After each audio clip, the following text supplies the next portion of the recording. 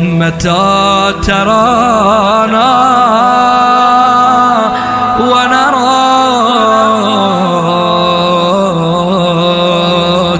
متى ترانا. کے درس میں ہم نے قضیہ حملیہ کی تقسیم بیان کی ہے.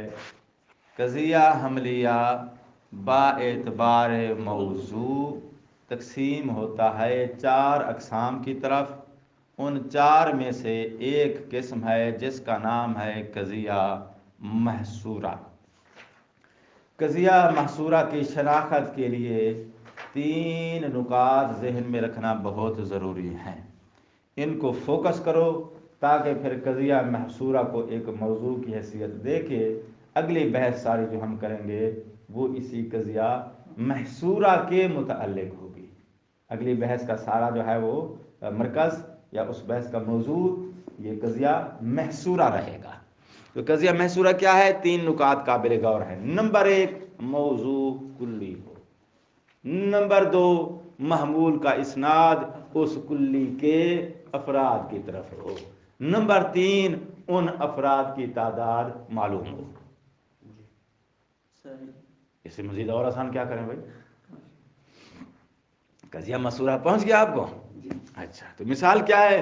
کلو انسان ناطق، کلو انسان عالم، کلو انسان زاہد، بعض الحیوان انسان. تو بعض الحیوان انسان موضوع آپ کا کلی ہے. حیوان کلی جزئی ہے؟ کلی ہے. محمول کا اسناد موضوع کے افراد کی طرف ہے یا اس کے مفہوم کی طرف ہے؟ افراد کی طرف. موضوع کلی ہے نمبر 1. محمول کا اسناد افراد کی طرف ہے نمبر 2. افراد کی تعداد معلوم ہے؟ جی ہاں. کیسے؟ آپ نے اوپر لفظ بعض لفظ کل جو لگایا ہے کس لیے لگایا ہے؟ افراد کی مقدار کو معلوم کرنے کے لیے کہ بھئی یہ جو حکم ہم نے لگایا ہے اس محمول کا ہم نے جو اسناد دیا ہے ان کتنی افراد کی طرف دیا ہے؟ جمعی افراد کی طرف دیا ہے؟ بعض کی طرف دیا ہے. تو یہ 3 چیزیں قضیہ محصورہ کے اندر مطلوب ہیں. یہ 3 چیزیں متوفر ہوں تو وہ قضیہ محصورہ ہے، وگرنہ نہیں ہے. ٹھیک ہے جی؟ قضیہ محصورہ سمجھ میں آ گیا. محصورہ کی اب میں اگلی تفصیل دینے لگا ہوں، اگلی بحث میں منتقل ہونے لگا ہوں. محصورہ کی تقسیم ہوتی ہے. پھر کہتے ہیں کہ محصورہ کو مقسم قرار دو اور اس کی آگے مزید 4 قسمیں ہیں. محصورہ کی مزید کتنی قسمیں آگے؟ 4 قسمیں ہیں. نمبر 1 محصورہ یا تو کلیہ ہوگا یا جزیہ ہوگا. پھر ان دونوں میں سے، کن دونوں میں سے؟ کلیہ اور جزیہ میں سے.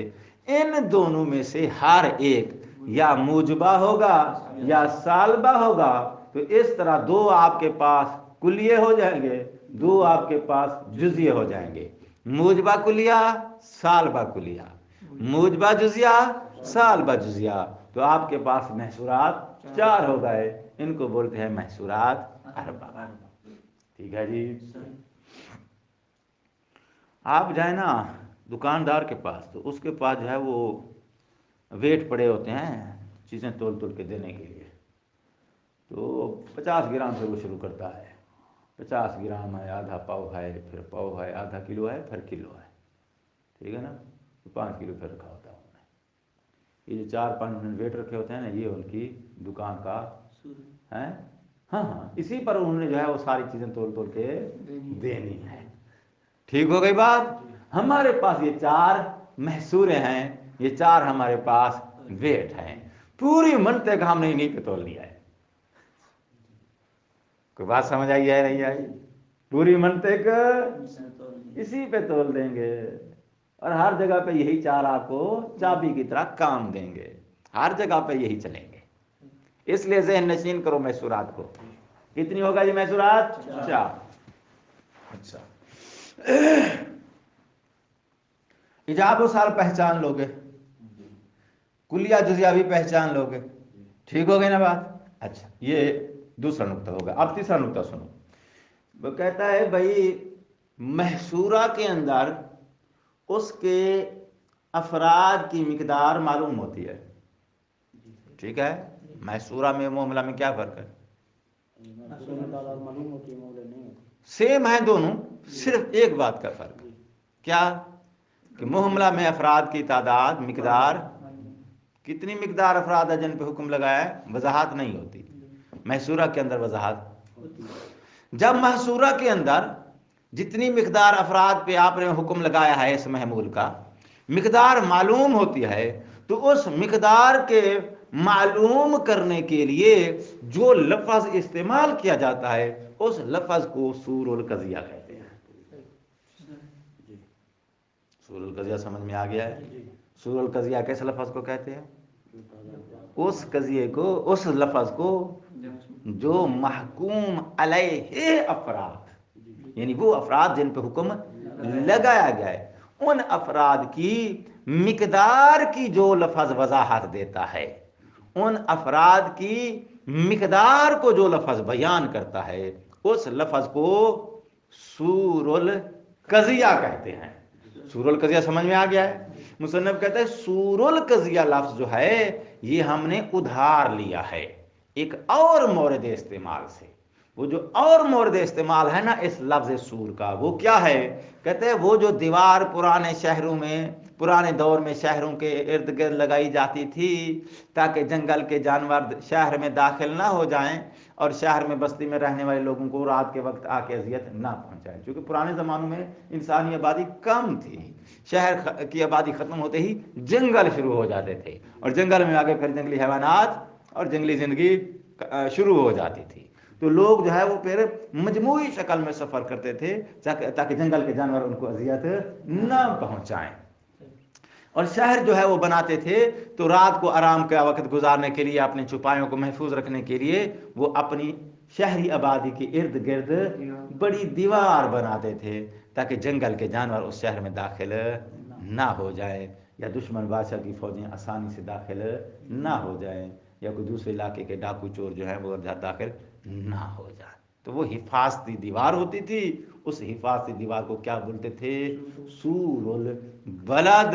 اس شہر میں رہنے والے سب لوگوں کو وہ اپنے احاطے میں، احاطہ سمجھتے ہو، اپنے گھیرے میں لے لیتی تھی، تو اس دیوار کو بولتے ہیں عربی میں سور البلد، وہ دیوار جو اس بلد کا حصار کیے ہوئے ہے۔ وہ اس مورد استعمال سے لفظ سور ہم نے اٹھایا اور اس لفظ کو یہ لفظ سور البلد کا لفظ نام قرار دے دیا ہے۔ کس کے لیے؟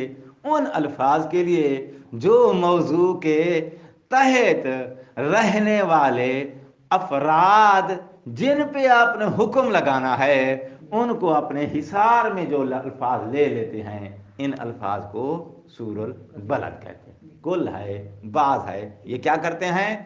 انسان کے، حیوان کے، مطلب یہ کہ موضوع، انسان حیوان اس لیے بول رہا ہوں چونکہ موضوع مثالوں میں آپ نے موضوع یہی بنایا، تو موضوع کے جن افراد پہ حکم لگایا ہے ان افراد کا احاطہ کر لیتے ہیں یہی الفاظ۔ کون سے الفاظ؟ جن کا نام آپ نے سور القضیہ رکھا ہے۔ واضح ہو گئی بات؟ اب ہمارے پاس محصورے ہیں 4، تو ہر محصورے کے لیے ہمارے پاس سور الگ الگ ہے، ٹھیک ہے؟ اب اس کو حصر القضیہ بھی کہہ سکتے ہو، اس لفظ کو یعنی کل اور بعض کو سور القضیہ کی بجائے حصر القضیہ بھی کہہ سکتے ہو، یعنی وہ کلمہ جو اس قضیے کے یا اس قضیے کے اندر جو موضوع ہے اس موضوع کے افراد کا حصر اور گنتی بیان کرتے ہیں، وہ الفاظ جو موضوع کے افراد کا حصر کرتے ہیں، ان کی گنتی کو بیان کرتے ہیں کہ وہ کتنی مقدار میں ہیں جن پہ حکم لگایا گیا ہے۔ تو آپ کل اور بعض کو حصر القضیہ بھی کہہ سکتے ہو، سور القضیہ بھی کہہ سکتے ہو، ٹھیک ہے؟ اور محصورے کتنی ہیں؟ 4، تو ہر محصورے کے لیے ہمارے پاس الگ الگ الفاظ ہیں جو اس قضیے کے اندر حصر کا اور سور کا کام کرتے ہیں۔ موجبہ کلیہ کے الفاظ الگ ہیں، اور یہ یاد کرنا بہت ضروری ہے. بعض دفعہ آپ کو شناخت نہیں حاصل ہو رہی تو آپ سور القضیہ کو دیکھ کے پہچان لیں گے کہ یہ ان 4 محصورات میں سے کون سا محصورہ ہے. اور محصورہ ان کے بغیر نہیں ہوتا. اگر یہ آپ قضیے سے ہٹا دو گے تو محصورہ محملہ میں بدل جائے گا. سمجھ آ گئی یہ بات؟ اچھا، محصورہ کیا ہے؟ پہلا پوائنٹ. محصورہ کی کتنی قسمیں ہیں؟ دوسرا پوائنٹ. محصورہ کی ہر قسم کے اندر قضیے کے حصر کو، قضیے کے افراد کا سور بیان کرنے کے لیے کون کون سے الفاظ ہیں؟ یہ تیسرا پوائنٹ. یہ 3 پوائنٹ ہم نے درس میں بیان کیے ہیں. 4 لائنوں پر مشتمل ہیں. 4 لائنیں وہ پڑھ لیتے ہیں. اگلی بحث آئے گی تو تشریح کاٹیں گے.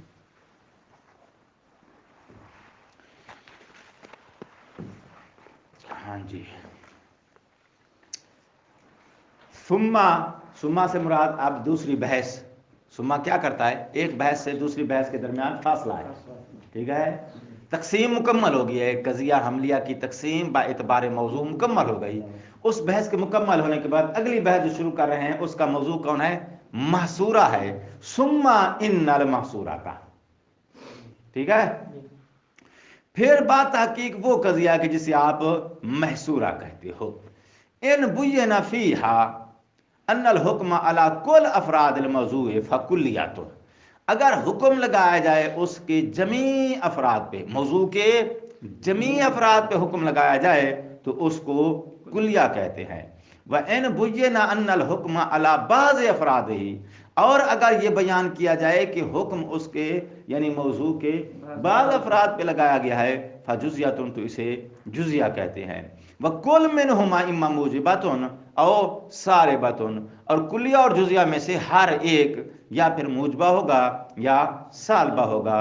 وَلَا بُدَّ فِي كُلٍّ مِّن تِلْكَ الْمَحْصُورَاتِ.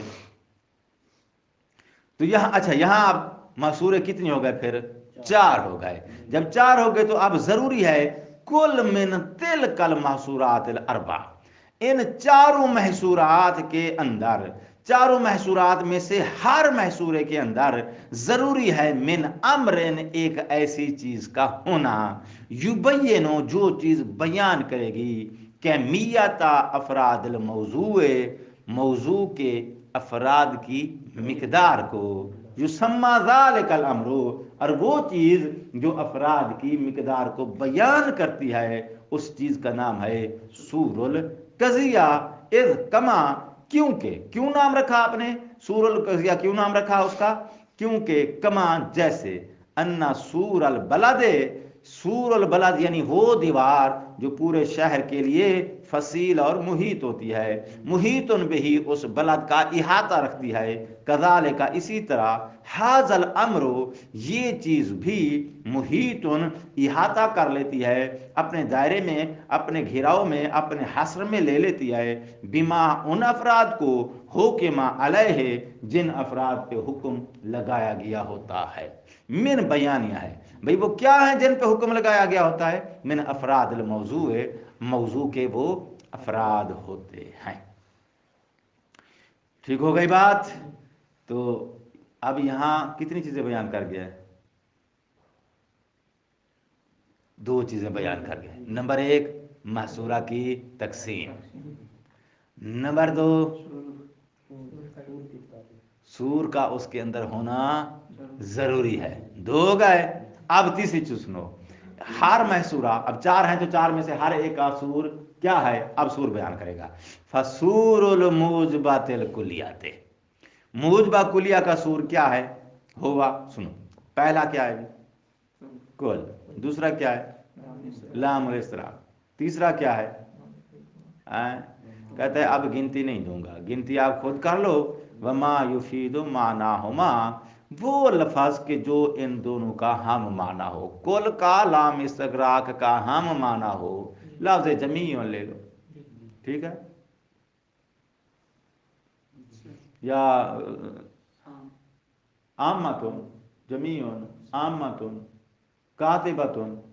زیادہ عشورہ میں امام علیہ السلام فرماتے ہیں لعن اللہ بنی امیہ کاتبتن. کاتبتن کیا ہے؟ سور القضیہ. موجبہ کلیہ مولانا نے استعمال کیا، ٹھیک ہے نا بھئی اب سور القضیہ ضروری نہیں ہے کہ ابتدا میں استعمال کیا، جیسے ہم کل انسان حیوان ہر جگہ پہ لفظ کل لگا دیں، بھئی قضیے کے اندر سور ہونا چاہیے جو افراد کی مقدار کو بیان کرے، وہ لفظ جو مقدار بیان کرے گا وہ اب کلام کی ابتدا میں لے آتے ہو، درمیان میں لے آتے ہو، آخر میں لے آتے ہو، اس کو کس جگہ پہ آپ نے رکھنا ہے، ہم نے جگہ کے بارے بحث نہیں کیا ہے، ہونا ضروری ہے۔ امام علیہ السلام نے کیا فرمایا ہے؟ لعن اللہ بنی امیہ تھا، مجبہ سال پر مجبہ ہے، ٹھیک ہے، بنی امیہ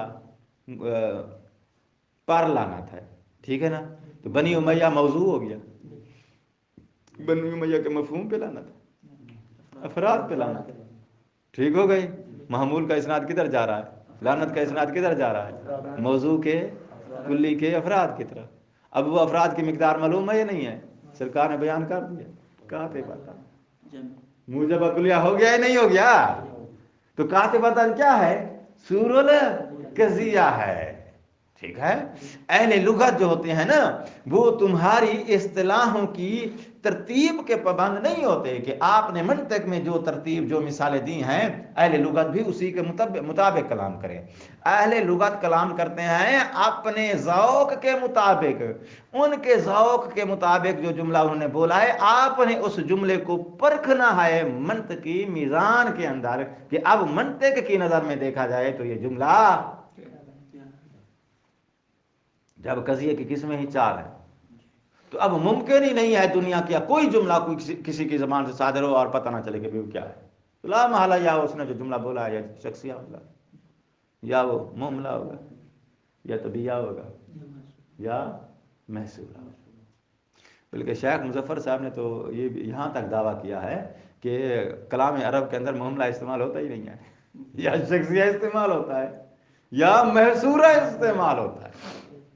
تو اس کا مطلب یہ ہے کہ اگر شیخ مظفر صاحب کے اس بات کو جو ہے وہ بیس بنا کے گفتگو کی جائے تو کلام عرب کے اندر آپ کو ہر جملہ جو ہے اس کے اندر سور معلوم ہے تو محصورہ ہو جائے گا، نہیں ہے تو پھر وہ شخصیہ ہو جائے گا۔ اس کا مطلب یہ ہے کہ آپ کو پھر اپنی جتنی باتیں یا جتنی جملات پڑھتے ہیں ان کے اندر آپ کو سور القضیہ دیکھنا بہت ضروری ہے۔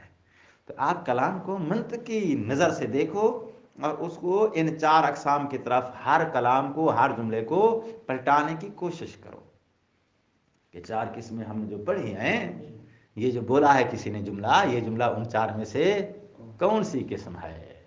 شخصیہ ہے۔ طبیعہ کا استعمال کلام عرب میں بہت کم ہوتا ہے، 2% بھی شاید نہ، کیونکہ یہ اہل علم کی اصطلاح ہے قضیہ طبیعہ۔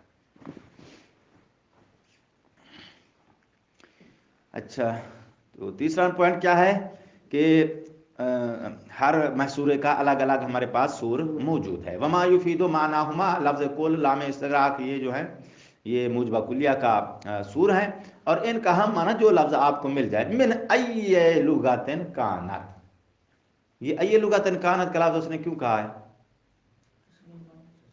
صرف یہ سمجھانے کے لیے کہ جو محصورہ ہوتا ہے صرف عربی میں نہیں ہوتا، ہر زبان میں ہوتا ہے، ہیں اردو میں ہوتا ہے،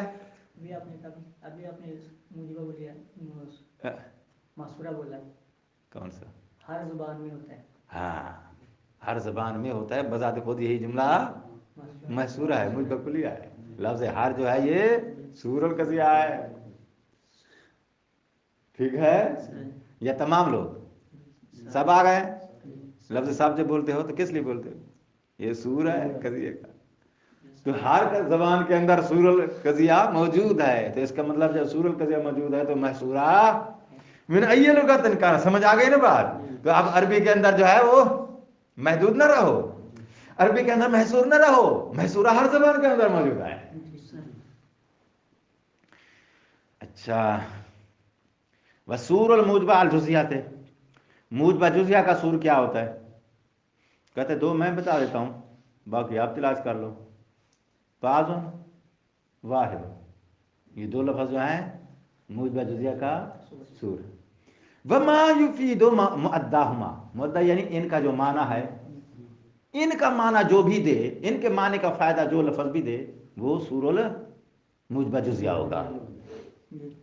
تو ان دو کے علاوہ باقی موجبہ جزیہ کے سور کیا ہیں جی؟ تلاش کرنے ہیں تم نے. تیسرا قضیہ کیا ہے؟ سور والسالبۃ الکلیۃ. سالبہ کلیہ کا سور کیا ہے؟ لا شیء لا واحدہ و نظائرہما، ان دونوں کی نظیر، یعنی لا شیء لا واحد کی نظیر، وہ کلمہ جو ان کی نظیر ہے، ان جیسا ہے. اچھا. وسور السالبہ الجزیۃ، سالبہ جزیہ کا سور کیا ہے؟ لیسا بعض یا بعض و لیسا. تیسرا کیا ہے؟ لیسا کل. لیسا کل اس نے کہا ہے کہ یہ سالبہ جزیہ کا سور ہے. تو اس کے اندر لیسا بھی ہے کل بھی ہے، تو اس کو سالبہ کلیہ کا سور نہیں ہونا چاہیے.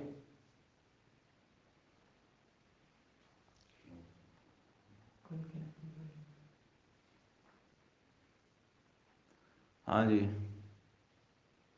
فقیرین اسلام کیا فرماتے ہیں؟ لیسا موجود ہے، نفی کا کام دے گا. کل موجود ہے، ٹھیک ہے، تو پھر اس کو سالبہ کلیہ کا سور ہونا چاہیے. مصنف نے کیا اشارے نے کیا فرمایا؟ سالبہ جزیہ کا سور ہے. کیسے ہو گیا؟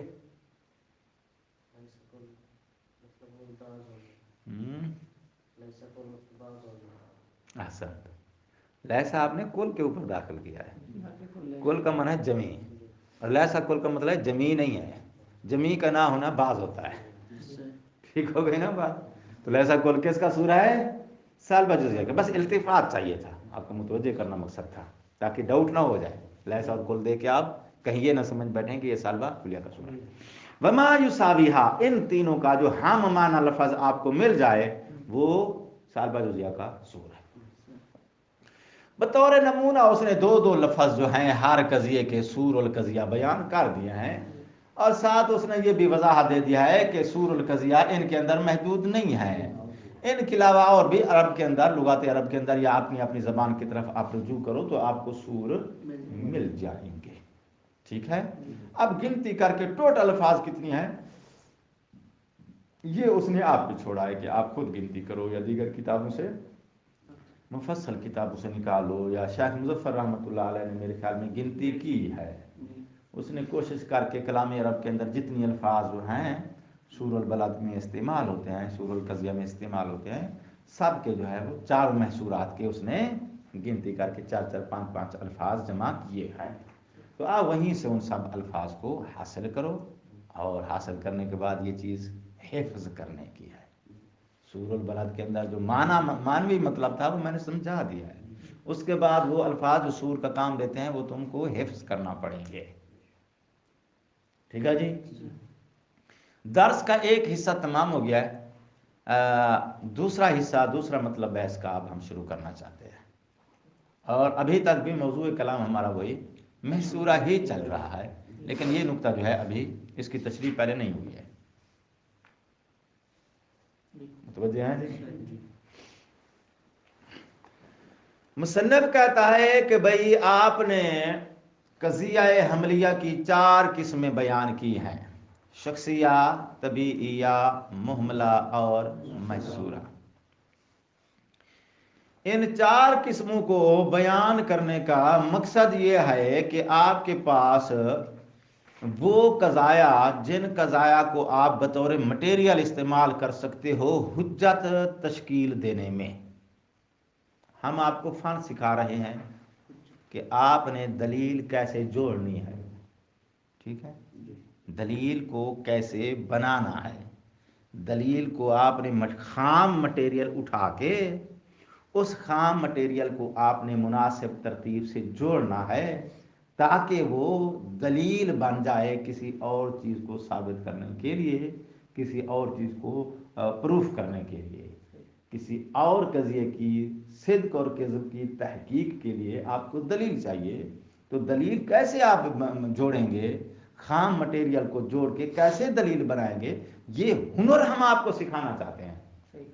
ٹھیک ہے. ہم منطق میں ہم آپ کو ایک ہنر سکھا چکے ہیں پہلے. کیا؟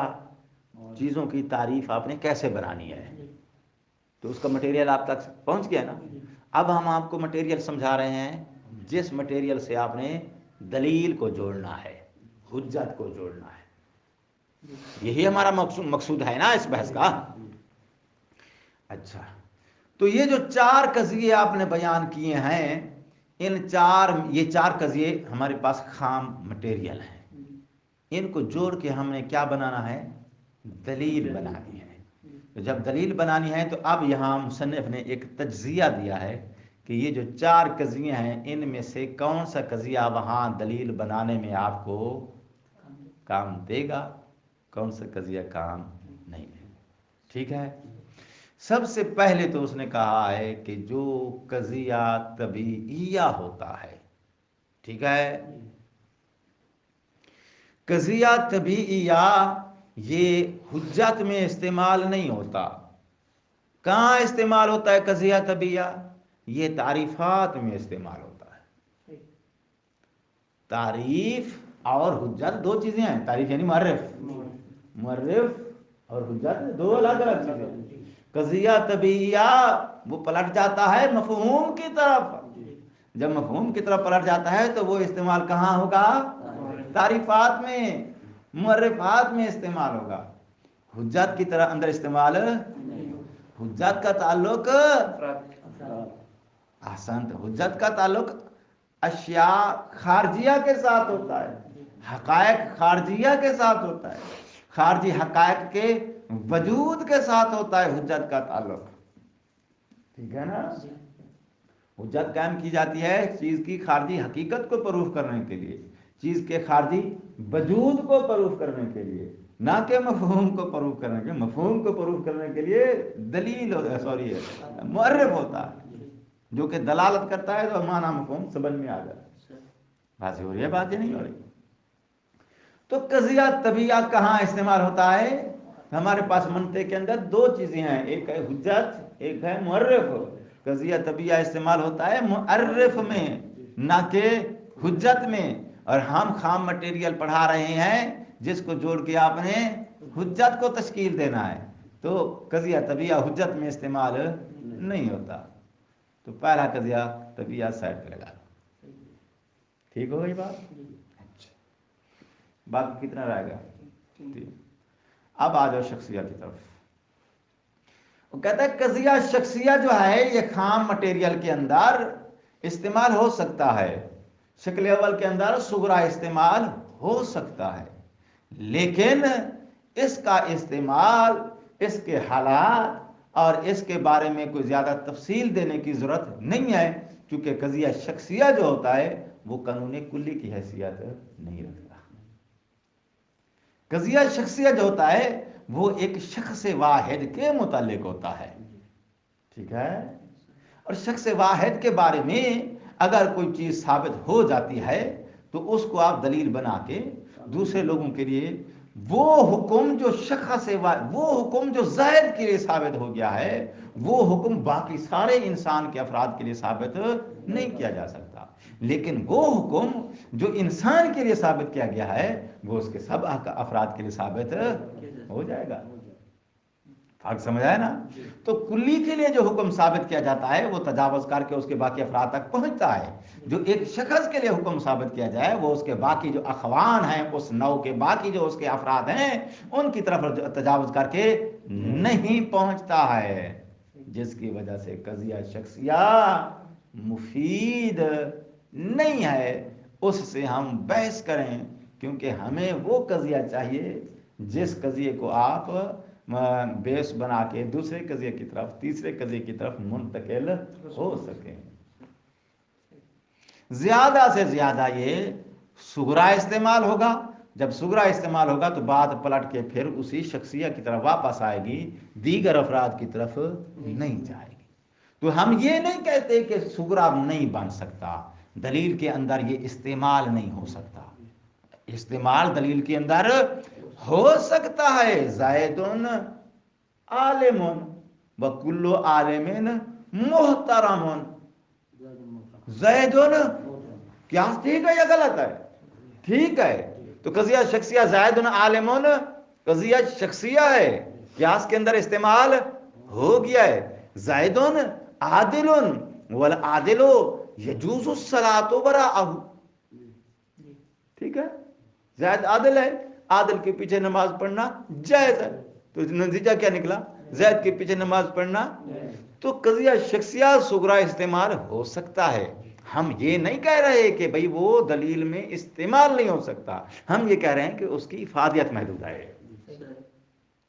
جس دلیل میں استعمال کرو گے وہ دلیل پلٹ کے اسی شخص کی طرف واپس آ جائے گی، اسی قضیہ شخصیہ کے اندر محدود رہے گی وہ دلیل، اس دلیل سے آپ تجاوز کر کے دیگر احکام کی طرف، دیگر افراد کی طرف حکم کو منتقل کر کے نہیں لے کے جا سکتے۔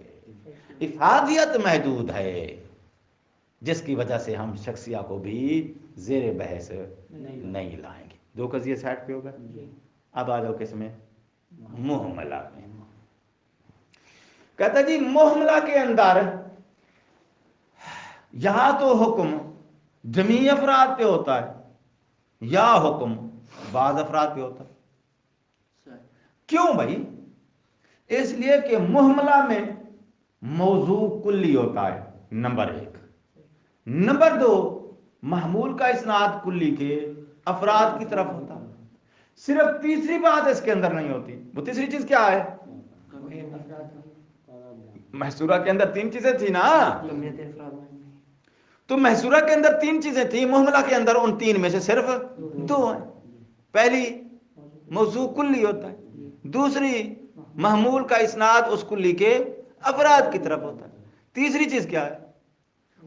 جن افراد کی طرف اسناد ہے ان کی تعداد مقدار معلوم، صرف تیسری چیز نہیں ہوتی، باقی دونوں چیزیں جو محصورہ کے اندر ہیں اس کے اندر بھی ہوتی ہیں، ٹھیک ہے؟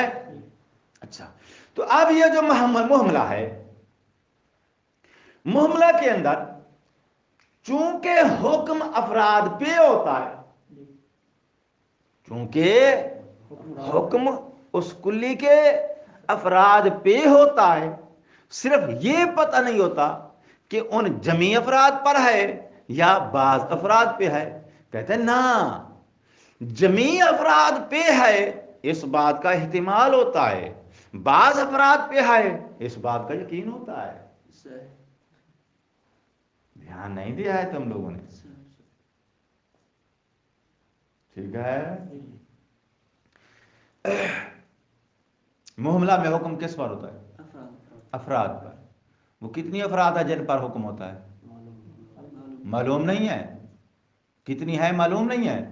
اب یہ جو کتنی ہے معلوم نہیں ہے نا، کسی کی وضاحت دینا ہے بھئی، سب افراد پہ حکم ہے یہ بات معلوم نہیں ہے، بعض افراد پہ حکم ہے یہ تو ہم یقین سے کہہ سکتے ہیں۔ بھئی اس بات کا یقین آپ کو کیسے حاصل ہو گیا کہ بعض افراد پہ حکم ہے؟ کیونکہ محملہ میں محمول کا اسناد افراد کی طرف ہوتا ہے، اور اگر تم کہہ دو کہ بعض پر بھی نہیں ہے تو پھر پلٹ جائے گا مفہوم کی طرف، تو تبیہ ہو جائے گا۔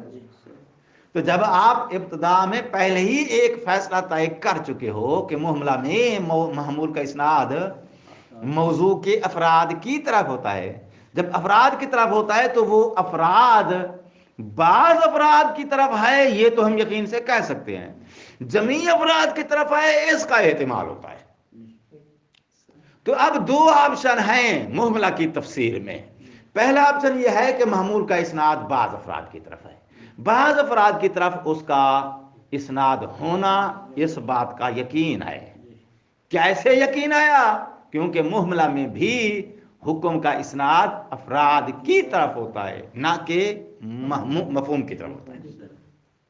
دوسرا آپشن یہ ہے کہ اس کے جمیع افراد پر حکم لگایا گیا ہے، کہتے ہیں اس بات کا احتمال ہے۔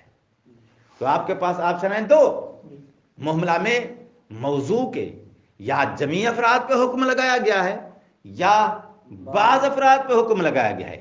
جمیع افراد پہ حکم لگایا گیا ہے اس کا احتمال ہے، عقل احتمال دے رہی ہے، ہو سکتا ہے کہ جمیع پر حکم لگایا گیا ہو، لیکن بعض افراد پہ حکم لگایا گیا ہے، کہتا ہے اس پر عقل یقین سے کہہ سکتی ہے کہ بھئی بعض پر تو پکی بات ہے لگایا گیا ہے۔ تو اب یہ بعض والا آپشن ہو جائے گا قدر متیقن، جمیع والا آپشن ہو جائے گا احتمال، ٹھیک؟ قانون یہ ہے عقل کا کہ احتمال اور یقین دو آپشن آمنے سامنے آ جائیں تو وہ یقین والے آپشن کو عقل لے لیتی ہے، احتمال والے کی دلیل نہ ہونے کی وجہ سے اس کو چھوڑ دیتی ہے۔ ٹھیک ہو گئی بات؟ تو جمیع والا آپشن چونکہ ہے احتمالی، اور جمیع افراد مراد لینے کے لیے ہمارے پاس محملہ میں دلیل نہیں ہوتی، اس لیے ہم جمیع افراد محملہ جب بھی استعمال ہوگا، محملہ کے استعمال کے وقت ہم جمیع افراد مراد نہیں لے سکتے، چونکہ جمیع افراد مراد لینے کے لیے ہمارے پاس دلیل نہیں ہوتی۔ لیکن بعض افراد مراد لیں محملہ کے اندر، اس پر ہمیں یقین ہوتا ہے، جب یقین ہوتا ہے تو یہ والی جانب لے لی جاتی ہے۔ جب لے لی جاتی ہے تو پھر محملہ قدر متیقن کی وجہ سے یہ لازم ہے۔ کس کو لازم ہے؟ محصورہ جزیہ کو۔ اگر معاملہ سالبہ ہے تو یہ سالبہ جزیہ کو لازم بیٹھے گا، اگر معاملہ موجبہ ہے تو یہ موجبہ جزیہ کو لازم بیٹھے گا، کیونکہ جزیہ کیا ہے؟ محصورہ جزیہ کیا ہے؟ جس میں بعض افراد پہ حکم لگایا گیا ہو اور اس سور کی وجہ سے آپ کو یقین ہوتا ہے کہ بعض پر ہی لگایا گیا ہے۔ ٹھیک ہے نا؟ وہ جو جزیہ ہوتا ہے محصورہ، اس میں جو بعض افراد پہ حکم لگایا گیا ہے، ان بعض افراد پہ حکم کے لگنے کا، بعض پر حکم کے لگائے جانے کا آپ کو یقین ہوتا ہے یا احتمال ہوتا ہے؟ یقین ہوتا ہے۔ کہاں سے یقین آتا ہے؟ اس سور سے جو اس بعض افراد کی بے مقدار کو بیان کر رہا ہے۔ تو جزیہ کے اندر بھی بعض افراد پہ حکم کے لگنے کا یقین ہوتا ہے، تو محملہ کے اندر بھی بعض افراد پہ حکم کے لگنے کا یقین ہے، جس کی وجہ سے جہاں محملہ ہوگا وہ دراصل جزیہ ہی ہوگا، جہاں جزیہ ہی ہوگا وہ محملہ ہی ہوگا۔ تو مصنف کہتا ہے کہ جزیہ لازم ہے محملہ کو، محملہ لازم ہے جزیہ کو، یعنی دونوں طرفوں سے لزوم موجود ہے۔ اب دونوں طرفوں سے لزوم موجود ہے نا، یہ میں اس کو مزید سمجھاؤں گا، اس کے اندر ایک نقطہ ہے ملک صاحب۔ جزیہ لازم ہے، سوری، محملہ لازم ہے کس کو؟ جزیہ کو۔ کس کی جانب سے لزوم ہے؟ محملہ کی طرف سے۔ محملہ کیا ہو جائے گا؟ لازم۔ جزیہ کیا ہو جائے گا؟ ملزوم۔ ٹھیک ہے نا؟ آپ نے اس کو لازم کیوں قرار دیا ہے؟ قدر متیقن کی وجہ سے، بعض افراد پر، ٹھیک ہے نا؟ نا غلط ہو گیا۔ محملہ ملزوم ہے، جزیہ لازم ہے۔ محملہ ملزوم ہے، پچھلی بات تھوڑا جلدی میں اشتباہ کا شکار ہو گئی ہے، میں اسی کو دوبارہ ریپیئر کرنے لگا ہوں۔ محملہ ملزوم ہے، جزیہ محصورہ جزیہ اس کو لازم ہے۔ لزوم کا رشتہ کس طرف سے آ رہا ہے؟ محصورہ جزیہ کی طرف سے۔ اور کس کو لزوم کا رشتہ آئے گا؟ محملہ کو۔ کیسے؟ کہتا ہے کیونکہ محملہ کے اندر بعض افراد پر حکم لگائے جانے کا یقین ہوتا ہے۔ جہاں پہ بعض افراد پہ حکم کے لگانے کا یقین ہو وہاں پر محصورہ جزیہ صادق آتا ہے۔ ٹھیک ہے؟ تو لزوم کدھر سے آ رہا ہے؟ محصورہ کی جانب سے۔ تو محملہ کیا ہو جائے گا؟ ملزوم۔ محصورہ اس کو ہو جائے گا لازم۔ یہ ایک جانب مکمل ہو گئی نا؟ میں نے کہا نا دونوں طرف سے ہے۔ تو اب محصورہ کی جانب سے لزوم ہے محملہ کو سائڈ پہ رکھو۔ اب میں محملہ کی جانب سے محصورہ کا لزوم بیان کروں گا۔ جہاں بھی، اچھا تو اب جہاں محملہ صادق آئے گا اس پر محصورہ جزیہ صادق آئے گا۔ اب الٹ کرو، جہاں محصورہ صادق آئے گا وہاں محملہ صادق آئے گا۔ توجہ ہے؟ اب کدھر سے بیان کرنے لگا ہوں؟ محملہ کی جانب سے۔ جہاں محصورہ جزیہ صادق آئے گا اس مورد میں، اس مقام پہ کیا صادق آئے گا؟ محملہ۔ کیوں؟ اس لیے کہ محصورہ میں یہ تو معلوم ہوتا ہے کہ بعض افراد پہ حکم ہے، مگر یہ پتہ نہیں ہوتا کہ کون سے بعض پہ ہے۔ اب تھوڑی سی لا علمی آ گئی نا؟ وہ جو لا علمی ہے وہ مومن، وہ اعمال ہے، ٹھیک ہے نا؟ تو جزیہ کے اندر حکم بعض افراد پہ ہوتا ہے، کون سے بات پر ہے یہ معلوم نہیں ہے، تو آپ نے جب جواب دیا نا کہ یہ معلوم نہیں ہے، یہی تو معاملہ ہے۔ معاملہ کسے کہتے ہیں؟ جہاں معلوم نہ ہو، کن افراد پہ حکم ہے معلوم نہ، ٹھیک ہو گئی بات؟ تو جہاں اب جزیہ صادق آئے گا وہاں محملہ صادق آئے گا، چونکہ محملہ میں معلوم نہیں ہوتا، کن افراد پہ حکم ہے محملہ میں معلوم، اور جزیہ کے اندر بھی یہ تو پتہ ہے کہ بعض افراد پہ حکم ہے، مگر یہ پتہ نہیں ہوتا کون سے بعض پر ہے۔ تو یہ جو آپ نے اگلی بات کی ہے نا، پتہ نہیں ہوتا کون سے بعض پر ہے، یہ معاملہ ہے۔ تو اس وجہ سے اب معاملہ، اور معاملہ کسے کہتے ہیں کہ جس میں پتہ نہ ہو کہ کن افراد پہ حکم آئے۔ تو اب معاملہ کی طرف سے لزوم آ جائے گا کدھر؟ محصورہ جزیہ کی طرف۔ تو رشتہ دونوں کی طرف کیا ہے؟ لزوم۔ ادھار سے لزوم کا رشتہ آئے گا قدر متیقن کی وجہ سے، اور معاملہ کی طرف سے لزوم کا رشتہ آئے گا احمال کی وجہ سے، کہ آپ کو ان بعض افراد کا پتہ نہیں ہے کہ وہ کون سے بعض افراد ہیں جن پہ آپ نے حکم لگایا ہے۔ تو نتیجہ کیا نکلا؟ معاملہ محصورہ جزیہ ایک دوسرے کو لازم ملزوم ہے۔ جب لازم ملزوم ہے تو جہاں یہ معاملہ ہوگا وہاں ہم معاملہ کی بجائے جزیہ مراد لے لیں گے، چونکہ جزیہ اس کو لازم ہوتا ہے، ٹھیک ہے نا؟ جب جزیہ اس کو لازم ہوتا ہے تو جہاں بھی معاملہ استعمال ہوگا اس معاملہ کو، معاملہ ہے ملزوم، محصورہ جزیہ ہے اس کو لازم، تو ہم اس معاملہ کو محصورہ جزیہ اس کے ساتھ لازم ہونے کی وجہ سے، لازم کسے کہتے ہیں؟ جو کبھی اس سے جدا نہ ہو۔ تو جب کبھی اس سے جدا نہیں ہوتا تو جو اس کا لازم ہے وہ اس کے ساتھ ہوگا، جب اس کے ساتھ ہوگا تو استعمال معاملہ کریں گے، لیکن ہم مراد معاملہ نہیں لیں گے، مراد محصورہ جزیہ لیں گے۔ تو معاملہ درج ہو جائے گا لازم ملزوم کے رشتے کی وجہ سے، کس کے اندر؟ محصورہ جزیہ کے اندر۔ شخصیہ قلیل الاستعمال ہونے کی وجہ سے سائڈ پہ، طبیعہ حجیت میں استعمال نہیں ہوتا، حجت میں استعمال نہیں ہوتا، معرف میں استعمال ہوتا ہے، اس وجہ سے سائڈ پہ۔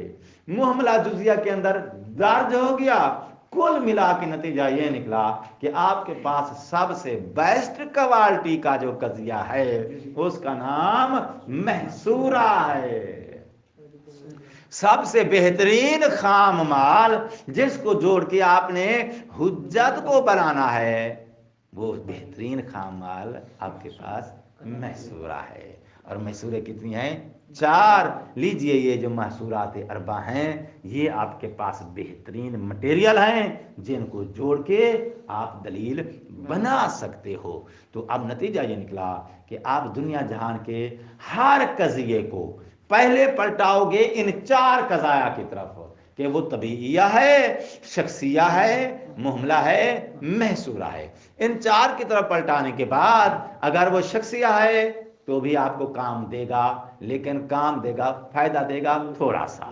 طبیعیہ ہے تو اس کو آپ سائڈ پہ لگا دو، معاملہ ہے تو وہ آپ کا محصورہ میں درج ہو جائے گا۔ تو اب دنیا کے تمام قضایا ان 4 قضایا کی طرف پلٹانے کے بعد آپ دیکھیں، جس نے یہ دیوار بنائی ہے نا، دیوار بنانے سے پہلے اس نے اینٹ بنائی ہے، اینٹ بنانے سے پہلے اس نے جو ہے وہ مٹی کو آمادہ کیا ہے، گھوندا ہے۔ تو خام مٹیریل جو ہے وہ تیار کرنے کے لیے 2-3 سٹیپ پہلے سے کام شروع کرنا پڑتا ہے۔ تو آپ نے بنانی ہے دلیل، دلیل کے لیے آپ کو محصورہ چاہیے، محصورہ کے لیے آپ کو جو ہے وہ قضایا جو ہیں پہلے سارے پلٹانے پڑیں گے ان 4 اقسام کی طرف، 4 اقسام کی چھانٹی کر کے پھر ان سے محصورہ نکلے گا، محصورہ نکالنے کے بعد محصورہ کو جوڑ کے آگے دلیل بنے گی۔ کو پراسے ذہن میں آ رہا ہے نہیں آ رہا؟ فن سکھلا رہا ہوں یار، آپ کو میں ہنر سکھلا رہا ہوں دلیل کو جوڑنے کا، دلیل کیسے جوڑنی ہے۔ اچھا، مطلب میرے خیال میں مکمل ہو گیا ہے، اور ٹائم جو ہے وہ بھی ہمارا اوور ہو گیا ہے۔ اس کا ترجمہ کروں یا نہ کروں؟ السلام علیکم ورحمۃ اللہ وبرکاتہ۔